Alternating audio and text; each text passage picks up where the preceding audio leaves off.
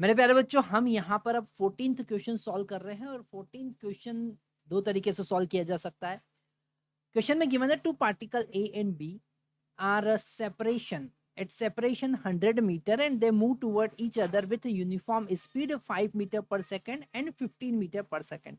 When and where do two particles meet? कहाँ पर मिलेंगे और कब मिलेंगे वो हमको बताना है। तो यहाँ पर ए और बी ये दो पार्टिकल है, ए और बी दो पार्टिकल है और दोनों के बीच का डिस्टेंस जो है वो 100 मीटर गिवन है, 100 मीटर गिवन है। ओके ओके और ये दोनों एक दूसरे की तरफ मूव कर रहे हैं। पहला जो ए पार्टिकल है वो 5 मीटर पर सेकंड की स्पीड से मूव कर रहा है और second particle is moving with 15 metre per second. Okay, तो यहाँ पर यूनिफॉर्म स्पीड है, distance S is equal to V into T हम ले सकते हैं। ठीक है, अच्छा यहाँ पर दोनों पार्टिकल के लिए एक चीज कॉमन होगी और वो है टाइम। अगर हम फर्स्ट पार्टिकल की बात करें और मान लेते हैं कि उसने S1 डिस्टेंस कवर किया और सेकंड पार्टिकल ने S2 डिस्टेंस कवर किया और दोनों यहाँ पर आके मिले, तो यहाँ पर हमको डायग्राम से समझ में आ रहा है कि S1 प्लस S2 जो होगा वो 100 के बराबर होगा। और S1 की बात करें तो वो V1 इंटू टी होगा और S2 की बात करें तो V2 इंटू टी होगा, that is equal to 100। Okay, अब यहाँ पर V1 और V2 का वैल्यू पुट करके हम T फाइंड कर सकते हैं। तो V1 का वैल्यू यहाँ पर 5 है और V2 का वैल्यू यहाँ पर 15 है into T is equal to 100।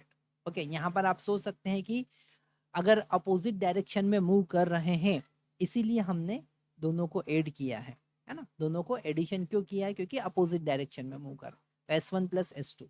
Okay, यहाँ पर टी का वैल्यू हमारे पास में 100 डिवाइडेड बाई 20 आने वाला है और 5 सेकेंड हमको मिलेगा। तो टी का वैल्यू, अब उन्होंने पूछा है व्हेन, कब मिलेंगे, तो आप कहेंगे 5 सेकंड बाद मिलेंगे।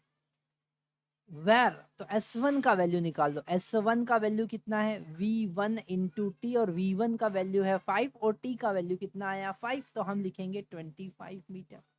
ठीक है, तो हम कहेंगे कि ए जहां से चलना स्टार्ट कर रहा था वहां से 25 मीटर डिस्टेंस पे मिलेंगे और बचा हुआ कितना हो जाएगा? 75 मीटर, है ना। तो S2 का वैल्यू 75 है, मतलब बी जो है वो 75 चलेगा और ए जो है वो 25 चलेगा। टोटल 100 यहाँ पर चला। तो ये एक रिलेटिव मोशन का भी क्वेश्चन है। यहाँ पर आप रिलेटिव मोशन का कॉन्सेप्ट भी लगा सकते हो। अब यहाँ पर रिलेटिव मोशन का कॉन्सेप्ट आप कैसे लगाएंगे? रिलेटिव मोशन का कॉन्सेप्ट लगाने के लिए हम सिंपल सा कॉन्सेप्ट यूज करेंगे। हम रिलेटिव वेलोसिटी निकाल सकते हैं, velocity of A with respect to हम बी निकाल सकते हैं, है ना, जो कि होगा अगर हम बात करें velocity of A minus velocity of B.